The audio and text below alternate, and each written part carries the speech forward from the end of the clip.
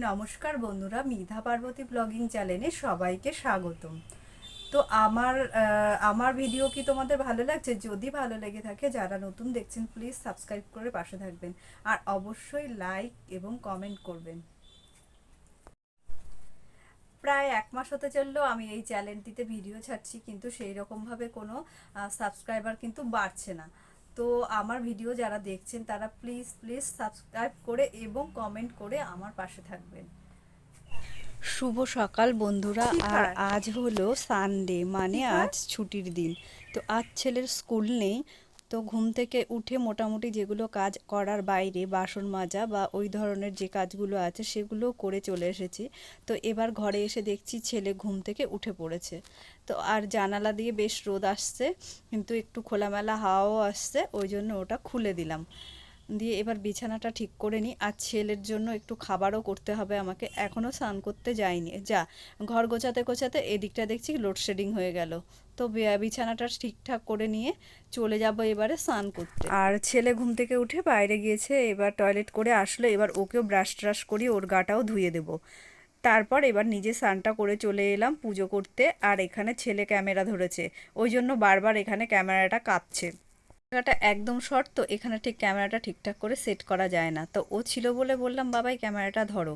তো দেখছি এইরকম ভিডিওটা যখন আমি এডিট করতে যাচ্ছি দেখছি যে প্রচুর কাঁপিয়েছে, কিন্তু ও কিন্তু খুব ভালো ভিডিও শ্যুট করে।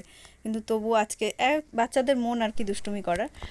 যাই হোক, পুজো করা হয়ে গেছে। পুজো টুজো করে এবার ভাবছি ছেলের জন্য একটু রুটি করে নেবো। আজকে আর তেমন কিছু করার আমার ইচ্ছা নেই, তো ওকে দুটো রুটি করে দেবো আর একটু ডিমের ভুজিয়া করে দেবো। তাহলে এটা দিয়ে ওর খাওয়া হয়ে যাবে, আর আমি একটু চা মুড়ি খেয়ে নেবো। তো সকালে আমার তেমন কিছু খেতে ইচ্ছা করে না। তো কাপড় জামাগুলো ছাদে মেলে এসে এবার আমি চুলটাকে আশ্রে নিচ্ছি। চুলটা আজকে শ্যাম্পু করেছি, যেহেতু আজকে রবিবার, তো কাল আবার শ্যাম্পু করতে পারো না। কিন্তু এখন এত চুলটা ঘামিয়ে যায়, রোজই মনে হয় যেন শ্যাম্পুটা করে নিই, আর মাথাটাও বেশ আরাম লাগে। কিন্তু কাল সোমবার আমি আবার মাথায় শ্যাম্পু করি না।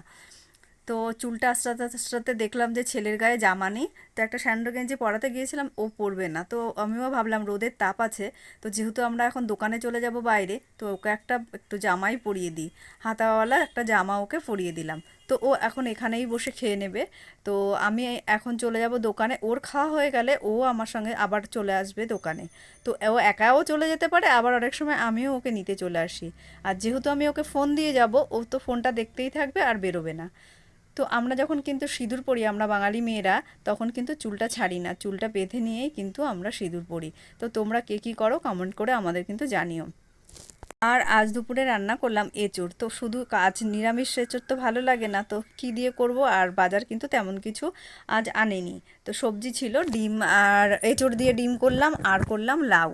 তো এই দুটো দিয়ে আজকে রবিবারের খাওয়া দাওয়া হয়ে গেল। আর এঁচোড়ের রেসিপিটি তোমরা যদি দেখতে চাও, শর্ট ভিডিওতে এবং আমার ফেসবুকে দেওয়া থাকবে। এখনও আমি দিইনি ভিডিওটা, তবে আমি পরে ছাড়বো। তো আজকে তোমরা কে কে এইরকম এঁচোড়ের তরকারিতে ডিম দাও কমেন্ট করে জানিও। তো আজকের ব্লগটা এখানেই শেষ করলাম। তোমরা সবাই খুব ভালো থেকো।